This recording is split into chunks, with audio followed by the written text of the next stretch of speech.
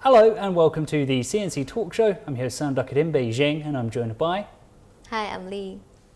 Hey guys, I'm Ping. So guys, I learnt a new Chinese idiom over the weekend. Which one? It goes 乘风破浪, which means to sail ahead bravely and with ambition. You know, sounds like you've been watching 乘风破浪的姐姐. I have. How did you guys know? It was a hit, you know. Well, for those of you who don't know, 乘风破浪的姐姐, or Sisters Who Make Waves, it's a TV program in which 30 female artists who are divided into teams competing against each other in a talent show. It's so popular in China and even among overseas Chinese. I think its popularity is partially due to the way it showcases the talents of fantastic ladies over 30. And Lee hit the nail on the head, and this is kind of the conversation that I want to have today.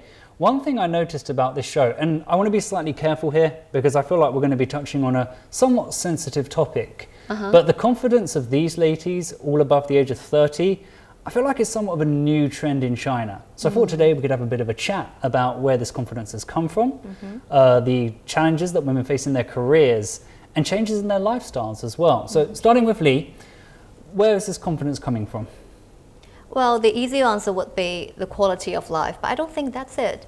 Women in their 30s know who they are, where they're going, and how to get there. Yeah. But what sparked this change in their mentality?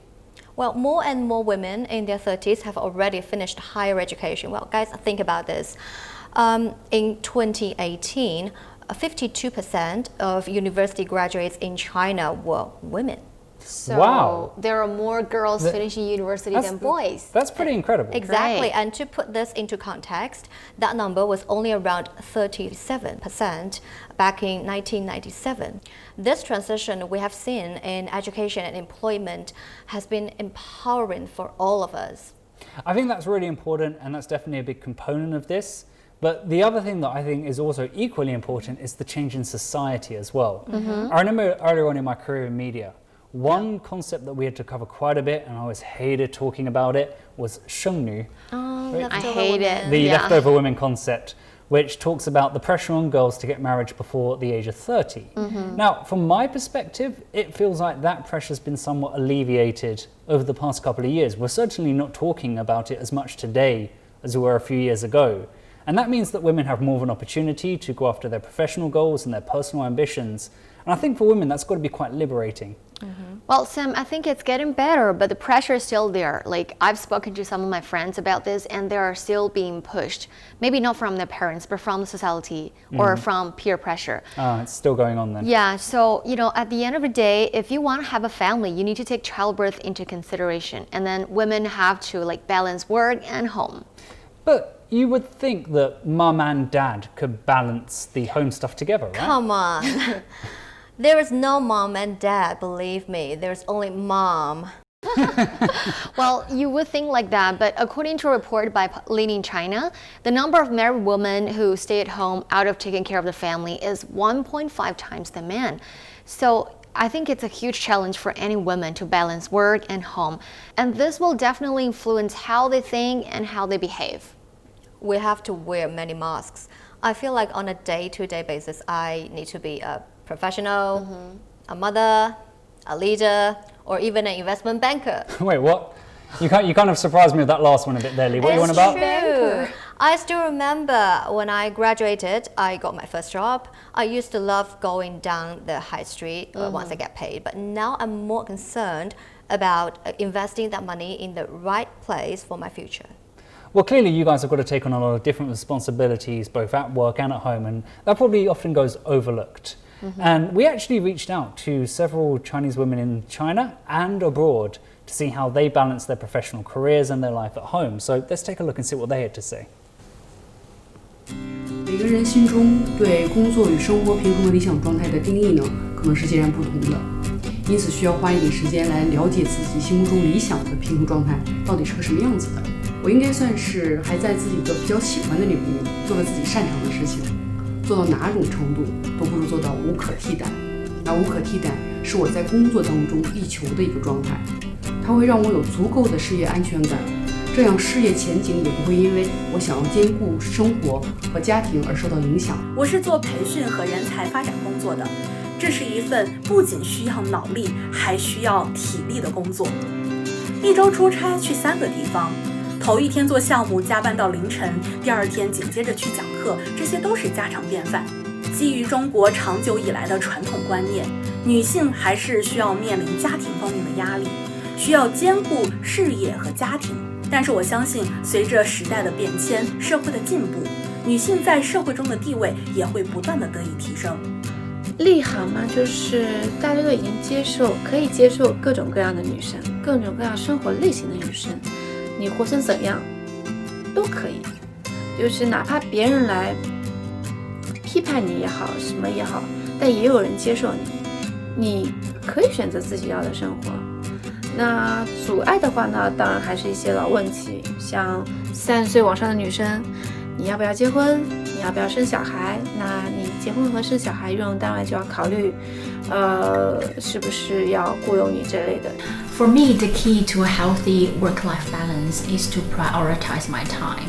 There are different ways to do it, different apps to do it. And essentially, it's about strategic planning and making decisions because you can't be all things to all people. You need to work, you need to find the time for a family, and most importantly, you need to make time for yourself because you need that. I care less about what other people think of me, but I care more about what my kids think of me, particularly my daughter, because I want to be a role model to her and let her know that you don't have to be perfect, but you can be positive, confident, and enjoy your life. I loved that last one because it reminds me of something that someone once said to me about how we are always going to be the biggest role models for our kids. If you want your kids to be independent and you want them to be courageous and you want them to be ambitious, you've got to lead by example. Yeah. Okay, so now I want to talk a bit about the challenges that women face in their professional careers. But I feel like if we're going to talk about this, the only way to really do it is start off by addressing the elephant in the room, which is maternity leave. Oh. It's the one thing that gets thrown around every time anybody has this conversation. So you've got a male employer, he has a great young female candidate come into his office and says, wow, you look fantastic, you're educated and you've got great work experience and you've interned at all these different places, but you haven't started a family yet. So that maternity leave, that's kind of expensive and it's a hassle and I don't really want to deal with it. If an employer's got that kind of mentality, what do you guys say? If a female professional is looking to start a family, she's probably around her 20s or late 20s or early 30s, right? Which means she's still at the beginning phase of her career. But for women looking to go for top positions, I don't think this is going to affect them. Well, I don't know about that, Lee, because I think companies are where you make the most of the resources. And sadly, it's still very common that when a female candidate applies for a job, whether she had given birth to a child or not, sometimes it is directly linked to whether she can have this job. Listening to you two go back and forward on this, I'm reminded of the words of the author, Yuval Noah Harari. He's the guy who wrote *Sapiens* and *Homo Deus* and a bunch of other great books. He once wrote that our evolutionary success is determined by our ability to copy our DNA. So basically he's saying that we're all beneficiaries of the sacrifices that women make. Now if you accept that to be true, it only seems fair, it only seems right that you should give women a tiny bit of leeway so that they can also pursue their professional goals, right? I think so, because women have taken on most of the responsibilities, taking care of the children and the family. You know, the society should be more tolerant to us. Yeah. And that brings me to my second question. So we talked about the boss earlier who's looking to hire someone but worried about maternity leave. Sadly, I don't think it stops there as well, because you also have a situation where an employer might look at a slightly more senior member of his staff and he's thinking, okay, you seem great, I want to promote you, I think you'd be a good CEO, but this guy over here, he's a good friend of mine, I can go have a drink with him after work and we get on really well. And there's almost a bit of an old boys club in some companies. So what do you think needs to be done for women to break through this kind of nepotism? Well, if a company cares more about nepotism than productivity, I don't think that's the place I want to work. Cool, I love this attitude. But actually, I think this question is faced both by men and women. It's important for everyone to have a level playing field. And if we look at China, a report says Chinese women's labor force participation rate is 68%, while in developed countries it's 52%.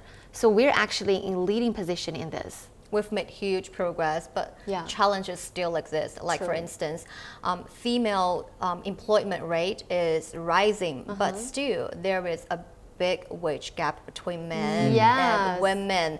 Well, speaking of economy and consumption, I remember I was asking Lee for advice on which bag to buy. Because I'm not going to lie, like, I love working with both of you, but come on, in our time together, we've had quite a few conversations about bags What? and shoes and clothes. Then We're not that clearly you bad. were not listening to my answer to IP. Yeah, you're right. I try my best to actively not listen to those kind of conversations. My answer to IP was, do not spend money on bags and shoes and accessories, but to invest your money. Because investment makes your assets grow, and bags and shoes will only depreciate. Can't believe it. The one time you guys had this super cool, interesting, rational conversation, You're I wasn't paying acting- attention. You're acting like you don't ask me for any advice too. That was only once or twice, but Our report shows that in Shanghai and Beijing, females spend a lot more money on education and healthcare than anything else. that's great. Yeah. So what bag did you end up getting? Again, Well, after this conversation, I think there are two on my wish list. One is healthcare, one is education. good girl. Yeah. Really good, I think. Yay! All right, and with that, we are sadly out of time. Remember, if you want to give us a comment and talk about the content on today's show, you can do so by leaving a comment below.